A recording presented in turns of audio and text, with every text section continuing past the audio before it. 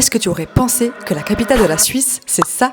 Eh oui, bienvenue à Berne. On dirait presque un petit village tranquille, mais c'est bien la capitale. Berne se trouve en plein cœur de la Suisse. Elle est parfaitement située pour relier toutes les régions du pays. On y parle le suisse allemand et voici ce que tu pourras y faire. Visiter la Fosse aux ours, ou Bärengraben en allemand, l'un des lieux les plus connus de la ville, puisque l'ours est le symbole de Berne. Actuellement, les deux ours qui y résident sont Pedro et Tana, deux ours bruns des Pyrénées. Et regarde toute la place qu'ils ont pour flâner au bord de la rivière de l'Ar. Ensuite, tu pourras flâner dans la vieille ville et ses magnifiques arcades. Et le plus surprenant ici, c'est que tu peux descendre sous les arcades dans les caves voûtées. Ces sous-sols abritent de petites boutiques, des ateliers d'artisans ou encore des coiffeurs, et même des cafés hyper cosy. De vrais petits trésors cachés qui donnent à Berne tout son charme. En te baladant dans la vieille ville, tu tomberas sur la Zitkloge, la tour de l'horloge en français. À chaque heure pile, des figurines s'animent pour offrir un spectacle original. Dans la vieille ville, tu pourras aussi voir la maison d'Einstein. Et oui, le célèbre physicien a vécu à Berne dans cette maison, qui est maintenant un musée.